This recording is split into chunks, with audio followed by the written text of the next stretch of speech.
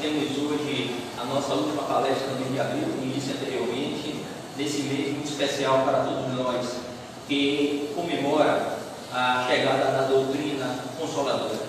E hoje, para fechar esse mês com chave de ouro, nós temos aqui o nosso grande amigo, Lázaro, certo? E ele vai nos falar sobre um tema muito importante, o futuro do Espiritismo. Sem delongas, eu vou entregar lá, ele tem até as 10 para as 9, certo? E aí vamos agradecer de antemão as pessoas que estão conectadas e assistindo a nossa palestra via transmissão no Facebook.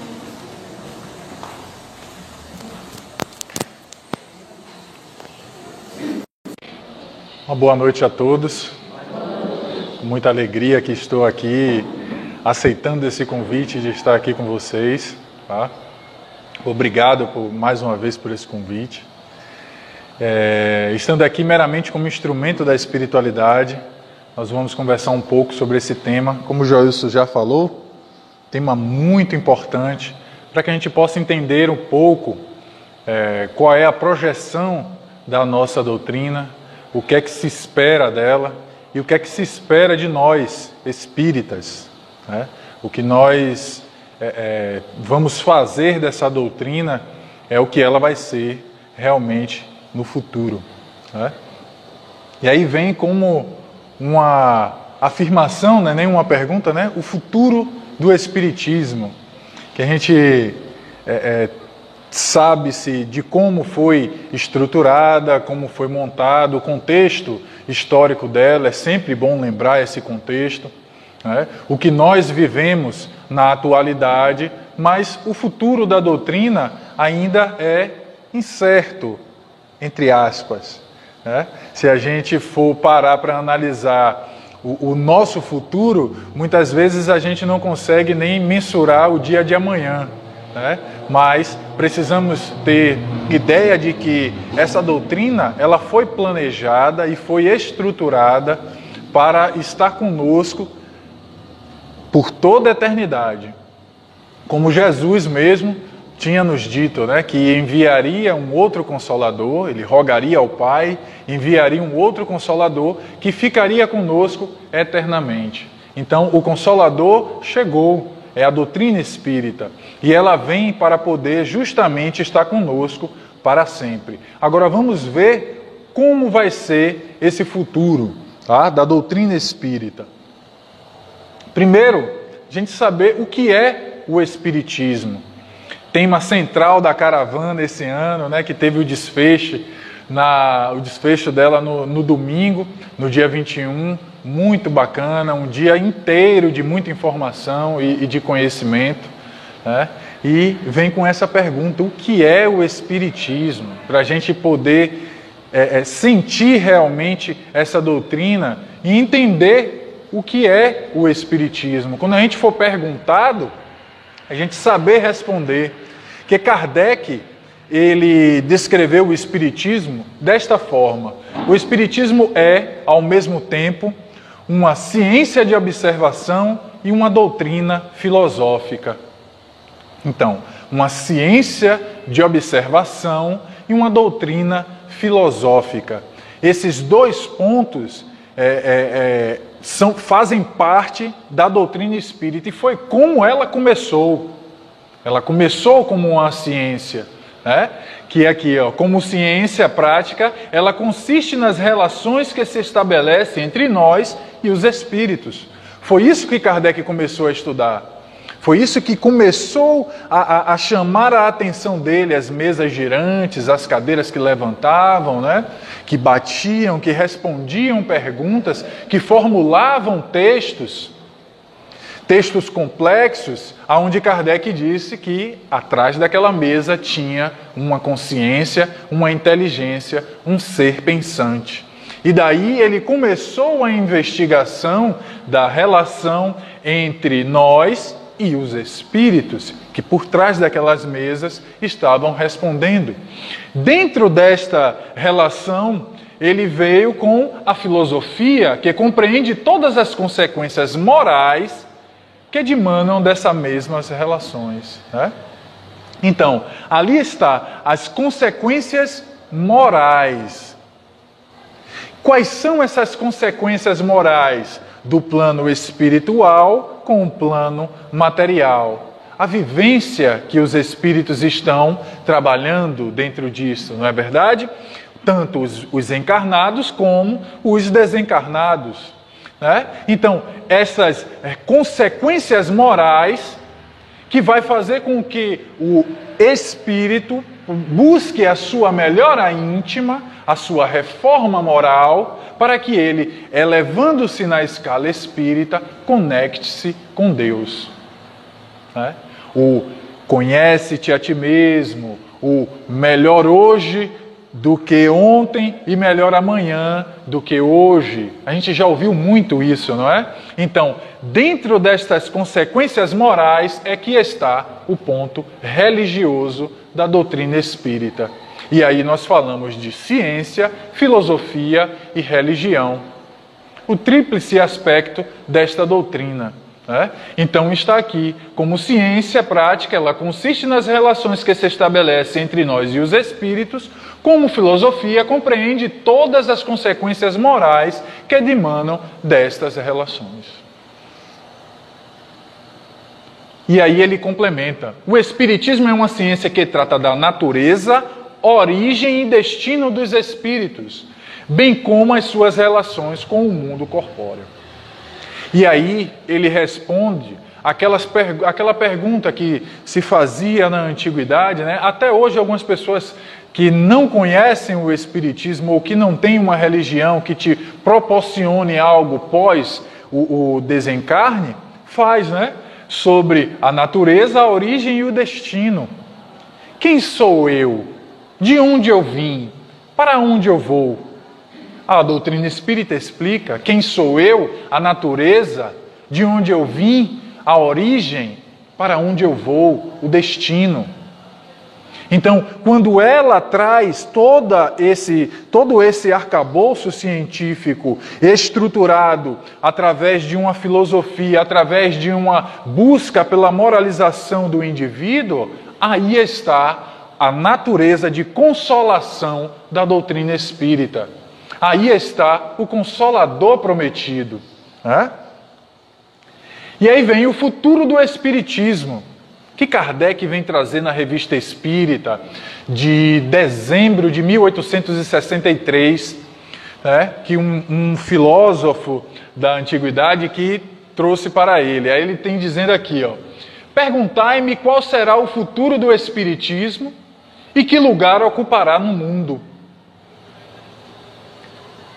Qual o futuro do Espiritismo e que lugar ocupará no mundo?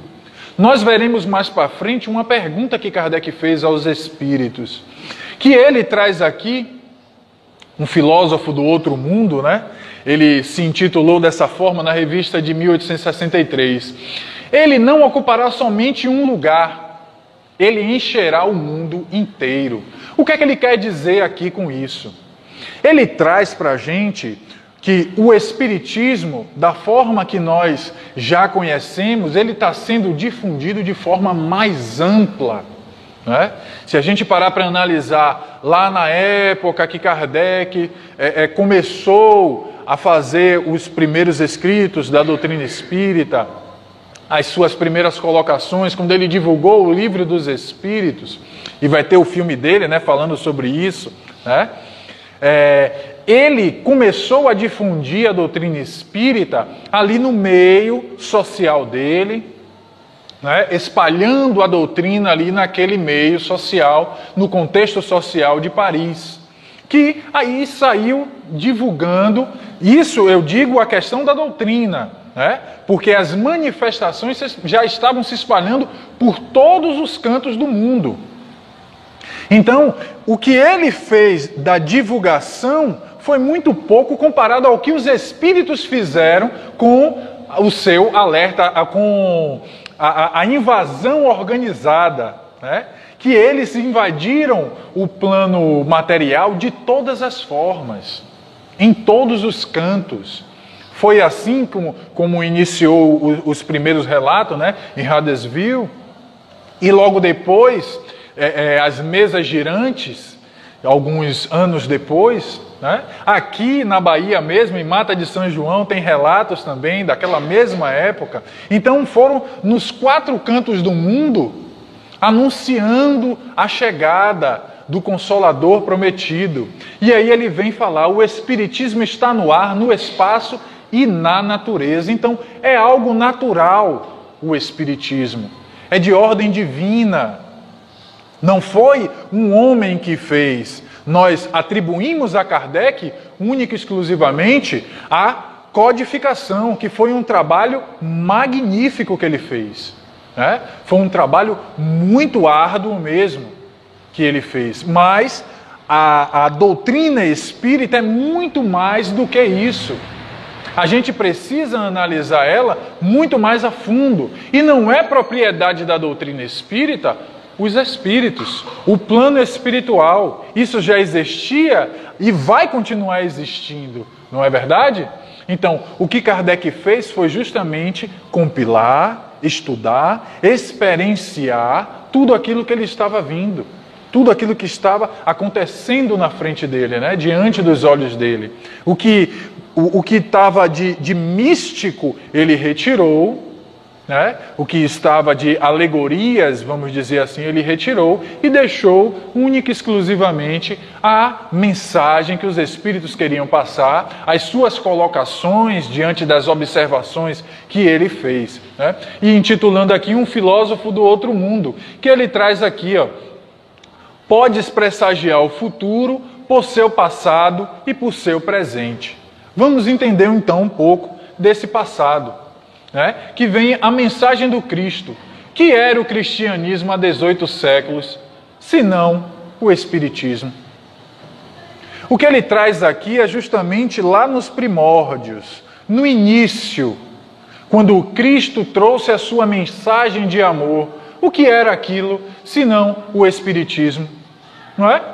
Se Kardec, dentro do Evangelho segundo o Espiritismo, retirou as máximas do Cristo, né, diante das suas mensagens, das bem-aventuranças, ele trouxe o Evangelho segundo o Espiritismo pautado justamente nas mensagens moralizadoras do Cristo. Não era isso o cristianismo há 18 séculos atrás? Há 18 séculos Kardec falou na época dele, né? Vamos dizer, há 21 séculos atrás, não é verdade? Não era isso? É? Então, só fez mudar de nome. Porque a proposta do Espiritismo é reviver o cristianismo primitivo, né? Na sua essência, sem as questões dogmáticas, sem as mistificações, né? Trazer simplesmente a mensagem de amor do Cristo. Que nós enxertamos diversas coisas, diversas dogmatizações dentro do que ele traz, né? Penduricalhos, vamos dizer assim, colocamos na mensagem do Cristo, e o fundo mesmo, o conteúdo mesmo, nós não conseguimos digerir. E aí vem um dizer popular, né? A gente come a casca e joga a banana fora, né? Quando fazemos esse tipo de coisa. E aí ele vem, só o nome é diferente, o pensamento é o mesmo, apenas o homem com livre-arbítrio desnaturou a obra de Deus. E aí vem aqui, ó, o erro ali grifado, tá vendo? A natureza preponderou e o erro veio implantar-se sobre essa preponderância. O erro eu grifei porque o erro, como Kardec recebeu da mensagem dos Espíritos, quando ele pergunta sobre o cristianismo, sobre a verdade, né, do cristianismo, ele diz, os Espíritos respondem para Kardec, toda a verdade está contida no cristianismo. Todos os erros, todas as mazelas é de origem humana. Então, o erro é de origem humana, não divina. Porque aqui nós estamos fazendo uso do nosso livre-arbítrio. As escolhas que nós fazemos vai implicar justamente e diretamente naquelas nossas ações. E ações essas que podem ser direcionadas também para o Espiritismo. É por isso que Kardec falou: o Espiritismo vai ser aquilo que os espíritas fizer dele. Kardec nos orientou isso, né? O que nós estivermos fazendo da nossa doutrina é o que ela vai ser para a gente no futuro, tá? O que nós botarmos de penduricalhos ou não, é isso que vai ser a nossa doutrina. E aqui continua o filósofo, né, do outro mundo. E aí vamos falar desse contexto onde surgiu a doutrina espírita. O surgimento do espiritismo no contexto europeu está agregado a um processo de revalorização dos valores místicos no transcurso do século XVIII e XIX. Aí a gente para analisar aqui. Esse contexto, que foi tão bem abordado pela Caravana Baiana da Fraternidade, ele vem trazer justamente a desacoplação da religião do contexto da ciência e da filosofia. A religião é retirada deste contexto, né? Do contexto filosófico e científico, aonde os cientistas centram todos os seus conhecimentos no homem, ou seja, na matéria, naquilo que ele pode tocar, naquilo que ele pode sentir, naquilo que ele pode medir. O que ele não pode medir, o que ele não pode tocar, é místico. Ele afasta, é de conhecimento de pessoas que não têm o conhecimento que nós temos. Era dessa forma que era tratado os religiosos da época. Porque Deus, com a forma que tinha sido apresentada até aquele momento, não tocava a razão das pessoas daquela época. Era um Deus que estava muito distante do conhecimento científico que foi adquirido nos séculos 17, 18 e 19. Foi uma projeção muito grande da ciência diante disso. Darwin mesmo traz a questão da evolução das espécies, aonde ele retira do contexto totalmente a criação de Deus. Como Deus passou 7 dias criando a terra, criando os animais, a água, né, e depois no 7º dia ele descansou. Apresentado um Deus desta forma, não toca realmente a razão, né? Não vai tocar a razão dos cientistas, porque eles sabem que não foi criado desta forma. Eles sabem que realmente, como Darwin veio descobrir, a evolução das espécies é muito mais coerente, toca muito mais a razão, e nós temos isso na Gênese. Muito bem explicado pelos Espíritos, muito bem compilado por Kardec. A evolução do nosso planeta, a evolução das espécies, o surgimento da vida aqui, tudo muito bem explicado no livro A Gênese. Tá? Então, quando Kardec apresenta desta forma, apresenta um Deus desta forma, quando ele pergunta aos espíritos que é Deus, inteligência suprema, causa primária de todas as coisas, ele coloca um Deus em um patamar diferente daquilo que foi apresentado. Ele diminuiu o poder de Deus? Não. Ele deu um real sentido a esse poder. Ele apresentou um Deus que, acreditando-se nele, nós vamos ter realmente a fé que Kardec fala, uma fé robusta, né?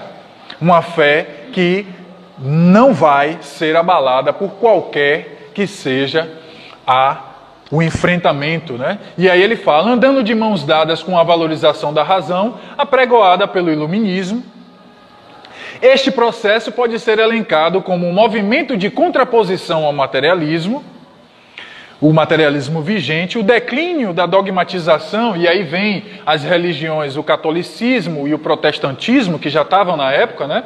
Incutindo a desmistificação da sociedade. Então ele vem trazer isso aí, ó.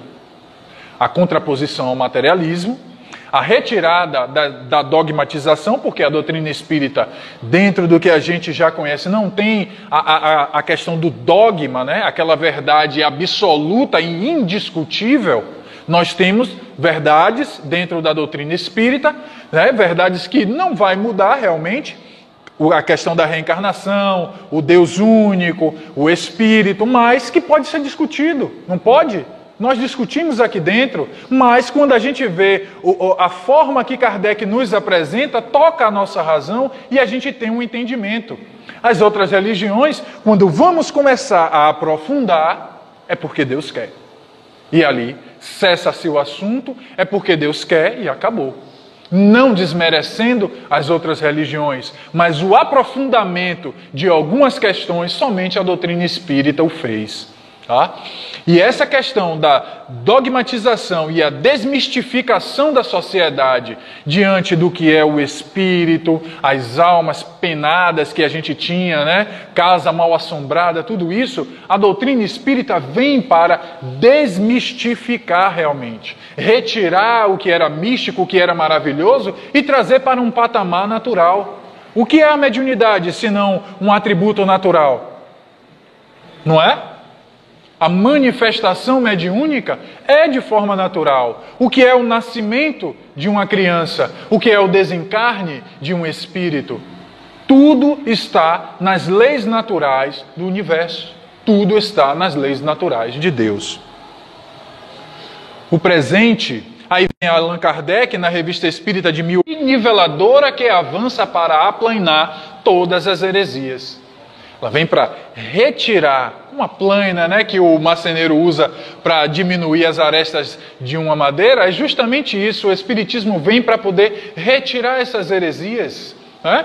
O que é místico, como a gente estava falando, ele vem para poder tocar justamente a razão e apresentar para a gente que o intercâmbio com o plano espiritual se dá a todo momento. Por isso ele falou que nós somos mais ou menos médiuns. Cada um em seu nível de contato com o plano espiritual. Uns veem, outros ouvem, né? Alguns escrevem, né? Outros dizem que não sente nada. Eu não sinto nada, né? Mas sente a presença e a intuição do seu anjo guardião. E quando entra em oração, se sente bem também, não é? E isso também é mediunidade. E aí vem, ele é conduzido pela simpatia, ele é seguido pela concórdia, pelo amor e pela fraternidade. Ele avança sem abalos e sem revolução. Esse é o Espiritismo. Abalos nenhum ele cometeu dentro da sociedade, senão através do amor. A revolução também, a revolução através do amor.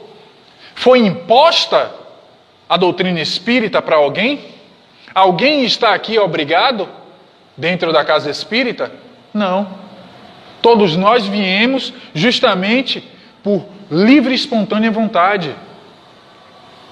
Não é verdade? Para poder aprender, para poder entender um pouco mais sobre nós mesmos.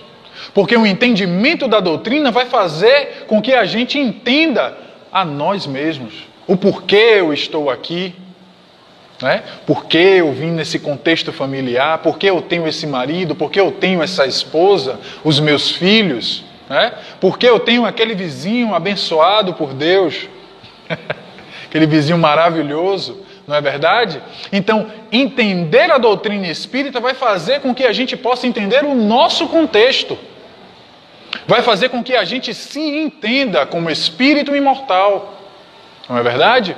Então aqui, ó, ela nada vem destruir, nada derrubar na organização social. Ele vem a tudo renovar. Jesus disse que não veio destruir a lei. Lembra quando ele disse isso? Eu não vim destruir a lei, eu vim dar um real sentido a ela. Da mesma forma que Jesus veio, o Espiritismo também. Veio lembrar o que ele disse. Lembra que ele falou que o Espiritismo faria isso? E trazer as coisas novas. Né? E está aí, sem forçar, sem impor. E nós, espíritas, precisamos também tomar essa mesma postura. Que muitas das vezes nós queremos empurrar goela abaixo a doutrina espírita em algumas pessoas. não é? Principalmente do nosso contexto familiar. Quando a gente diz aqui que estamos numa reunião como essa, em uma doutrinária como essa, a gente chega, poxa, fulano tinha que estar aqui. Ele tinha que estar aqui para ouvir essas coisas que Lázaro está falando, né? Ele tinha que estar aqui. Na verdade, não. Fulano não está aqui é porque ele não precisa ouvir isso. Quem precisa ouvir isso somos nós que estamos aqui. Não é verdade? Então não precisamos estar empurrando goela abaixo a doutrina espírita a ninguém. Porque o que Kardec vem nos trazer é muito simples. Ela vai se espalhar por todo o nosso globo. Todos vão falar da doutrina espírita, né? Como a gente vê aqui, ó. Não direi que não haverá rebeldes a esta ideia. Claro que vai ter. Claro que vão ter aqueles espíritos que vão relutar e vão... Não, isso não existe. Ele vai estar vendo o espírito na frente dele, ele vai tentar tocar, não vai pegar. Aqui, meu irmão, sou espírito. Não acredito. Vai ter esses irmãos também. Não teve São Tomé, né? Tomé que só acreditou quando Jesus botou a mão dele. Toque aqui, Tomé. Pode tocar, sou eu. Não é? Jesus teve que se materializar para apresentar para ele aqui, Tomé. Pode tocar. Ele tocou nas chagas do Cristo. E aí ele acreditou. Não é? Teremos também esses irmãos que vão ter todas as provas, todas as evidências da doutrina espírita, do plano espiritual, e mesmo assim vão estar na negativa. Vão estar a se trancar e a se fechar, né? Vamos ter os rebeldes, que todos crescerão universalmente fecundados pela onda do Espiritismo. Então, esta onda do Espiritismo, ela ainda está passando. Uma onda bem grande, ainda está passando. Ainda haverá refratários, aqueles irmãos que estão mais para trás, pois os homens têm um livre-arbítrio e vão escolher.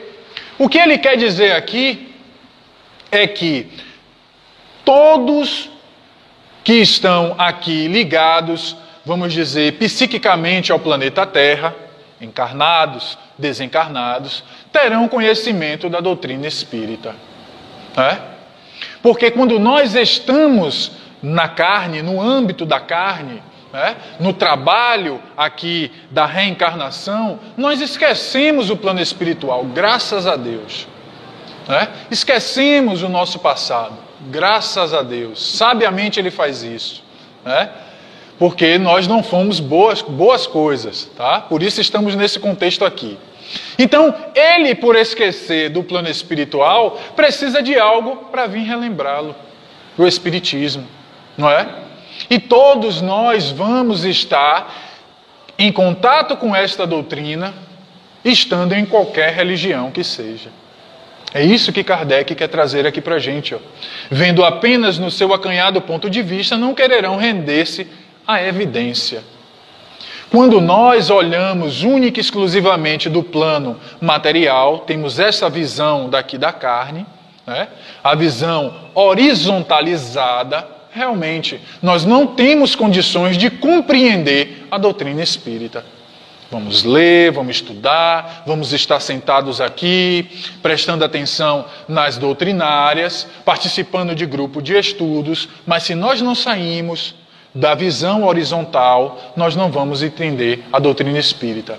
Precisamos enxergar o nosso contexto de vida fora da matéria. É o olhar verticalizado. Tá? O olhar verticalizado. Quando nós olhamos de cima, por exemplo, um problema nosso mesmo, se afastando do problema, nós vamos conseguir encontrar a saída dele. Da mesma forma, está para o contexto da doutrina espírita. Precisamos olhar com o olhar espiritual, vivenciar a nossa totalidade de espírito ainda encarnado. Desta forma, vamos conseguir entender a doutrina espírita. E aí Kardec traz na pergunta 798, o Espiritismo se tornará crença geral ou sua aceitação ficará confinada a algumas pessoas? Era assim que se acreditavam, tá? Quando naquele Alto de Barcelona queimaram os livros dos Espíritos. Vamos queimar tudo que isso aqui vai se acabar. Pronto. Se eles fizerem isso de novo hoje, pegar todos os livros da doutrina espírita e queimar tudo, a doutrina espírita não se acaba. Porque foi como Kardec falou, a doutrina espírita não são os livros, né? Não foi feita por um homem encarnado aqui. Foi feita pelos espíritos. Tem como queimar um espírito? Não tem, né? Então ela não se acaba.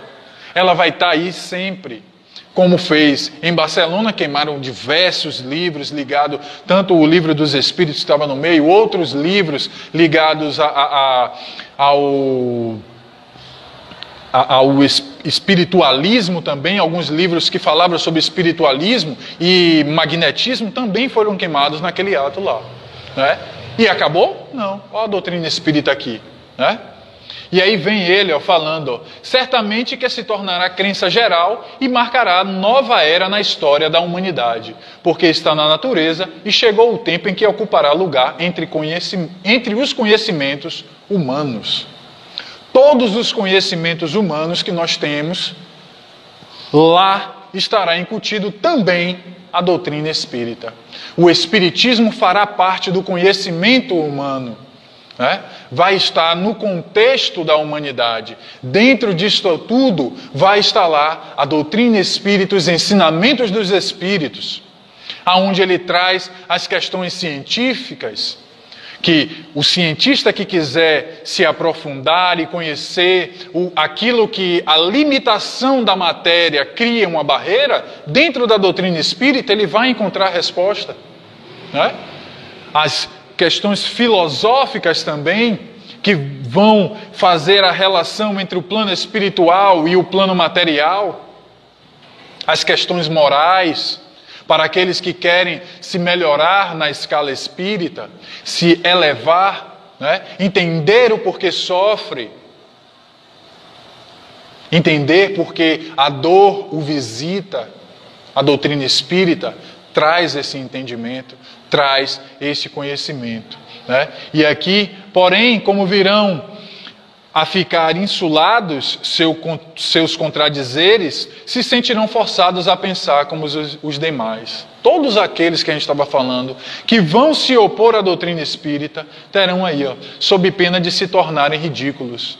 A gente fala sobre a questão que a igreja impôs, né? Quando foi dito que a Terra não estava no centro do universo, né? Que a Terra era um planeta pequeno, que girava em torno do Sol, e esse Sol estava, esse sistema solar ainda estava na periferia da galáxia. Mas foi um fuzuê, foi uma bagunça, teve brigas e tudo mais, ameaças de morte, né? E tudo mais. Mas hoje, se a gente, no nosso contexto, recebemos uma pessoa que vem e nos diz isso, não, a Terra é o centro do universo, o universo todo gira em torno da Terra. Essa pessoa vai se passar como ridícula, é ou não é? Por conta do entendimento que os cientistas já trouxeram e já comprovaram que não é isso. Da mesma forma, para o futuro da doutrina espírita, será desse jeito. Todos aqueles que falarem o contrário da doutrina espírita vai estar sendo ridicularizado. Por quê? Porque ele vai estar fugindo do entendimento geral de um conhecimento que vai ser generalizado, que é a doutrina espírita. E o que já está acontecendo hoje. Né? E aí, a gente precisa ter alguns alertas diante destas questões que nós falamos sobre o Espiritismo. Tá? Por que alguns alertas? Porque a doutrina espírita, como já foi dito, ela fala sobre esse intercâmbio entre o plano espiritual e o plano material. E ainda existem, dentro mesmo do movimento espírita, espíritas ligados muito ainda ao fenômeno que a doutrina espírita estuda, né? As questões da mediunidade, como a gente já falou, que é algo natural, mas os irmãos prendem-se única e exclusivamente ao fenômeno, sem tirar dele o proveito e o conhecimento que os espíritos trazem. Né? Então a gente precisa de alguns alertas como esse aqui. Ó. No nosso contexto atual, presenciamos diversas obras psicografadas atribuídas a espíritos venerandos. Né? Emmanuel, Chico Xavier, Bezerra de Menezes. Isso aqui são psicografias atribuídas a esses espíritos no contexto de hoje.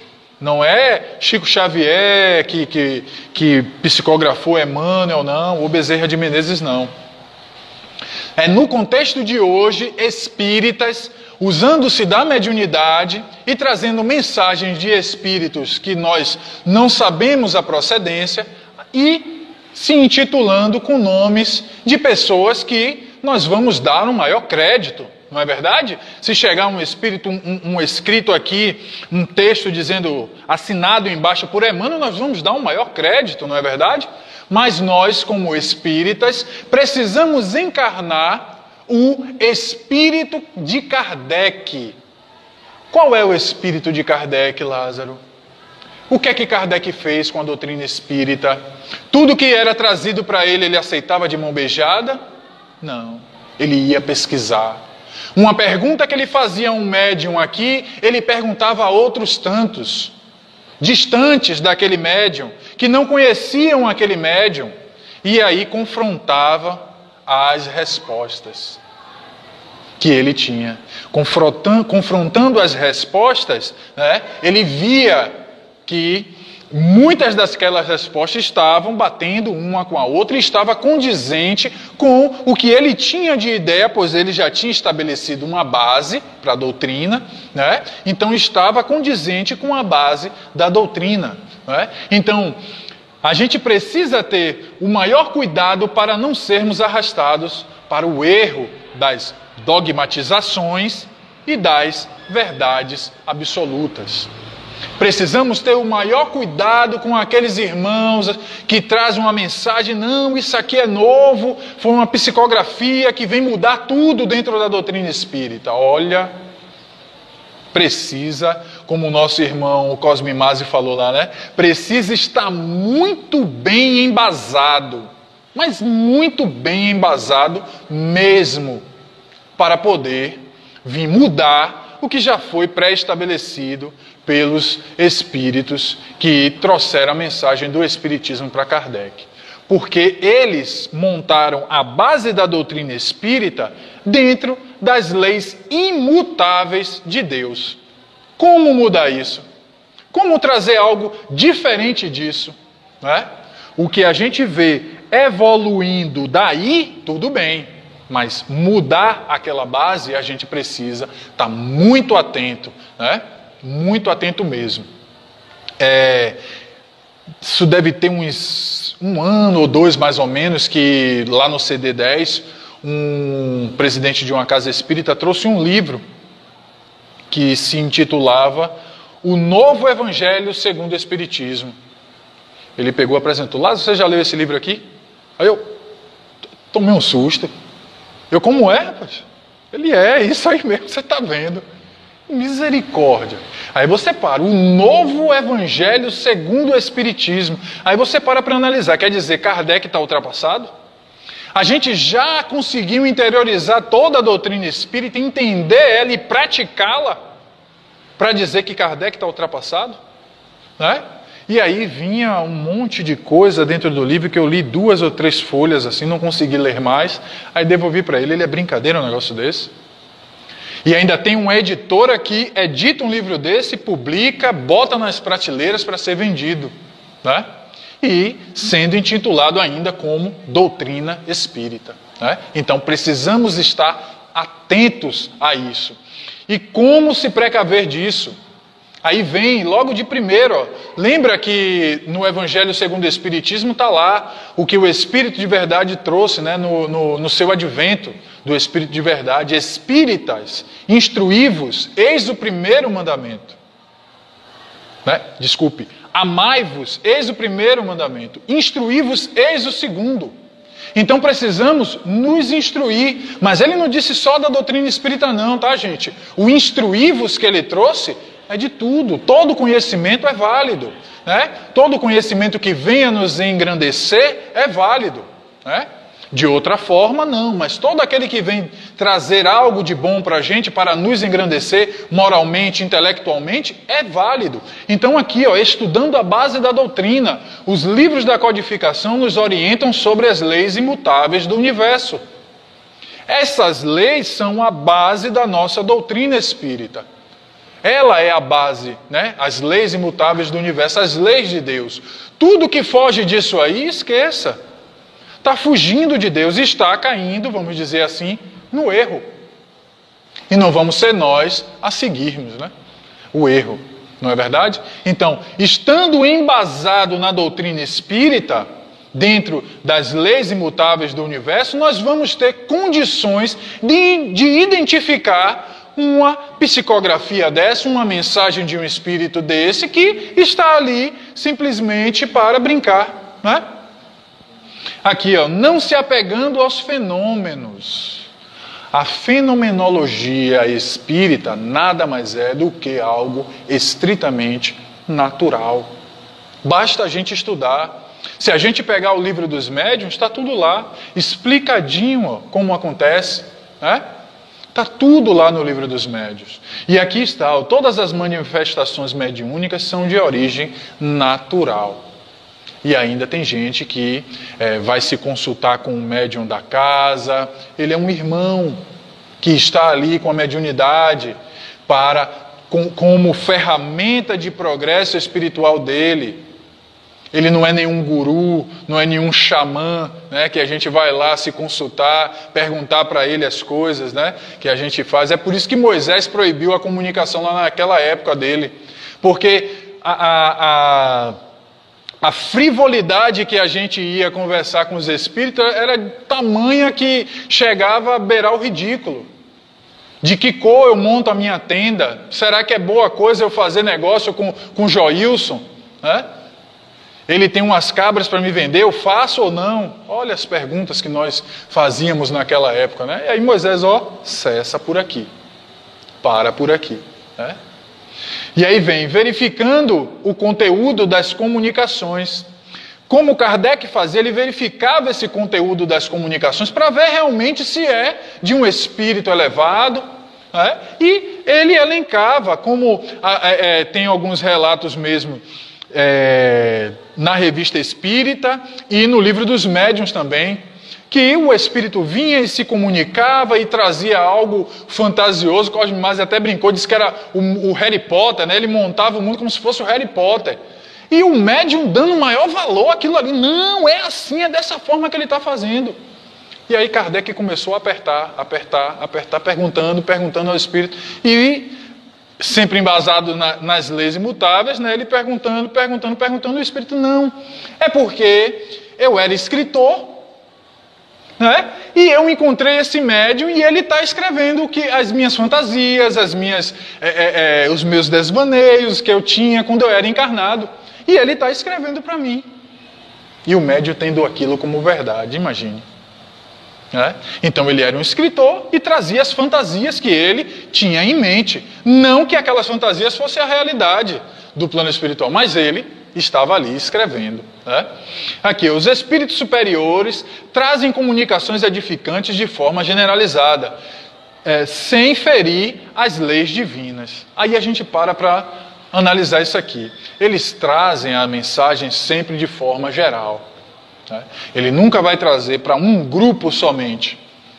Se este grupo espírita, o Amar, recebe uma mensagem do plano espiritual, e é uma mensagem que vem trazer algo muito direcionador, né, para a comunidade do Amar, pode ter certeza que em outros centros vão receber também a mesma mensagem.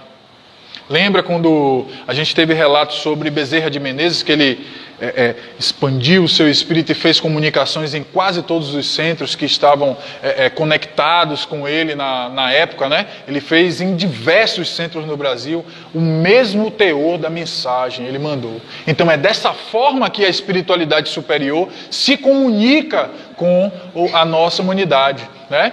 Algo muito direcionado, vamos dizer, ao grupo Amar, os mentores espirituais da casa, eles vão chegar aqui, ele não vai falar, ó Joilson, você tem que fazer isso, isso, isso, isso e isso. Ó, fulano e tal, você tem que fazer... Não. Ele vai chegar para o grupo e vai dizer, vocês precisam fazer tal e tal coisa, direcionado desta forma, tá? Mas muito mesmo deixando o livre-arbítrio daqueles que estão recebendo a mensagem agir, né? Eles não impõem nada para a gente. Eles apresentam. Nós é que devemos executar.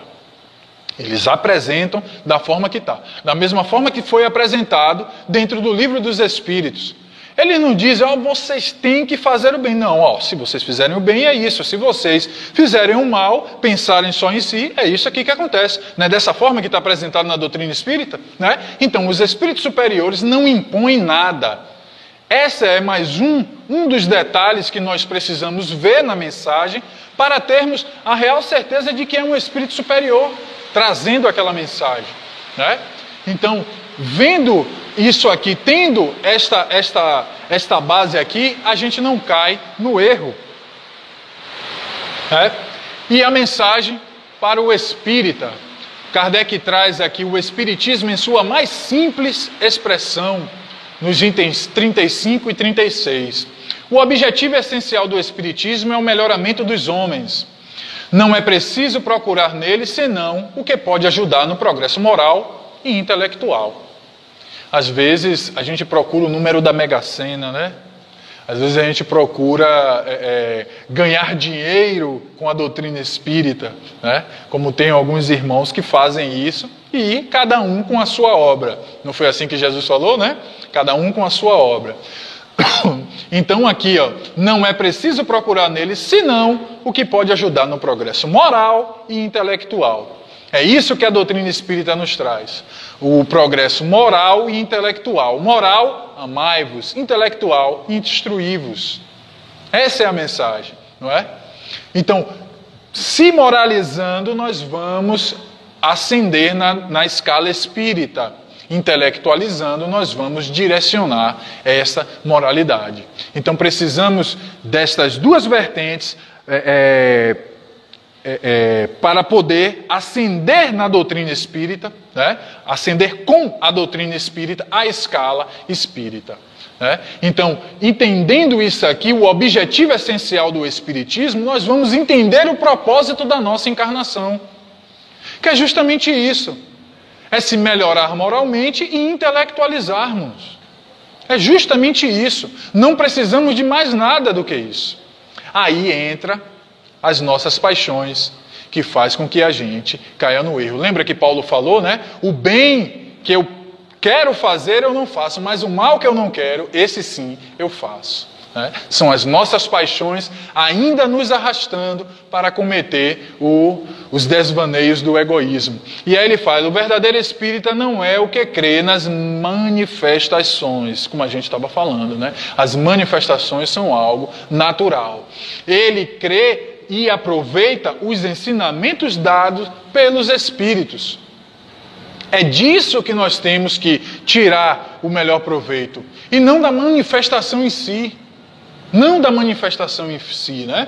De nada adianta crer se a crença não for com que dê um passo adiante via o progresso. E aí, se ele não progride, se ele não avança, se ele não se moraliza, se ele não se intelectualiza, não adianta de nada ele está crendo. Porque ele vai crer, mas não vai aplicar nele. Quantos e quantos irmãos nós vemos dessa forma, né? Estuda a doutrina espírita, acha aquilo tudo lindo, tudo maravilhoso, mas não aplica as máximas da doutrina a si. Não traz para o seu contexto íntimo. aonde ele precisa educar as suas emoções e educar as suas paixões. Controlar as suas emoções faz parte deste processo moralizante que o Espírito vem para fazer nas encarnações. As sucessivas reencarnações é justamente para isso, para se educar moralmente e intelectualizar-se. E as batalhas enfrentadas pelo Espiritismo, né? Essas batalhas já vinham acontecendo lá na época de Kardec, como nós falamos, né? A queima dos livros, diversos irmãos do materialismo chamavam ele para debater, né? E a doutrina foi crescendo, tomando corpo cada vez mais, e hoje ainda enfrenta diversas problemáticas. E a gente vê aqui, neste momento, uma verdadeira cruzada contra o Espiritismo, como nos havia sido anunciado. Então, assim, há diversos irmãos lutando contra o Espiritismo, seja no plano material, ou seja no plano espiritual. Diversas vezes, quer ver um exemplo clássico dessa luta aqui? É a gente dentro do centro espírita. O que aparece de coisa para poder atrapalhar um trabalho não é, nossa Senhora, não está escrito no gibi. Eu imagino esse coral mesmo, belíssimo, viu gente? Vocês estão de parabéns mesmo, tá? O que aconteceu de percalço, né, até chegar esse momento aqui, e o que ainda vocês vão enfrentar, não é? Uma outra questão também que vai muito de cunho íntimo, né? Quando a gente senta na casa espírita, a gente veio de casa ou veio da rua, não tem sono, não está com sono. É sentar na doutrina espírita, o palestrante começar a falar, o olho, ó, começa a fechar o olho, começa a abrir a boca.